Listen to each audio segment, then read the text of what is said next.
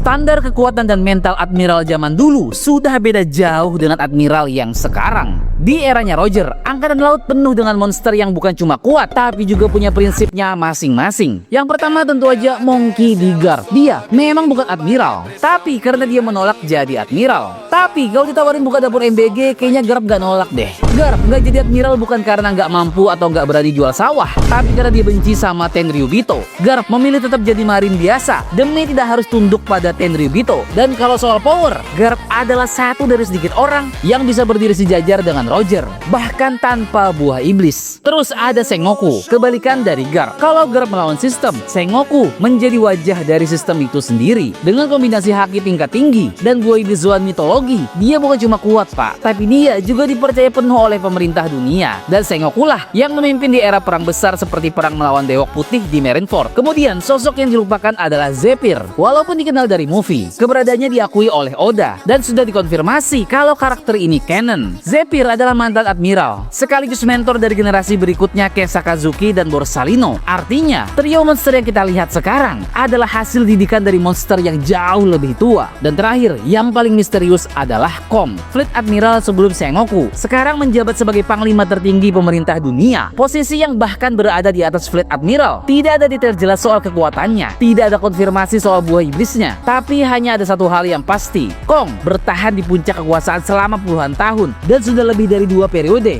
bahkan melampaui jabatan si pria solo. Dan di One Piece, orang yang bertahan selama itu biasanya bukan sekedar kuat, tapi sangat menakutkan. Jadi menurut kalian, apakah admiral dulu lebih hebat? Mungkin bukan soal lebih kuat secara mutlak, tapi admiral generasi lama, mereka hidup di era di mana setiap individu adalah legenda, bukan cuma bagian dari sistem. Dan itulah yang membuat generasi lama terasa jauh lebih mengintimidasi.